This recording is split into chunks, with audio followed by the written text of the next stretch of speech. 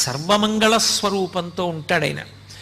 ఉండి అన్ని ప్రాణులకు కూడా విశేషమైనటువంటి ఉపకారం చేస్తూ ఉంటాడు. అంత గొప్పగా పరమశివుడు వెలిసినటువంటి క్షేత్రం అరుణాచలం. మనం ఎక్కడికైనా శైవ క్షేత్రానికి వెడితే ఆ శివాలయంలో ఉండేటటువంటి శివలింగం ఏది ఉంటుందో దాన్ని మాత్రమే ప్రధానమైన శివస్వరూపంగా భావన చేస్తాం. ఉదాహరణకి మీరు కంచి వెళ్ళారనుకోండి, ఏకాంబరీశ్వరలింగము అని ఆ కాంచీపురంలో ఉండేటటువంటి పృథివీలింగమే గొప్పది. ఆ పృథివీలింగ దర్శనం ప్రధానంగా చేస్తాం. మిగిలినవన్నీ కూడా పరివార దేవతలు ఇతరమైనటువంటి లింగాలు ఉంటాయి శివాలయంలో.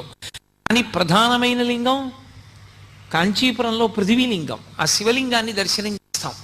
అరుణాచల క్షేత్రం దగ్గరికి వచ్చేటప్పటికి మాత్రం ఒక్కడే శివుడు అరుణాచలంలో ఉన్నటువంటి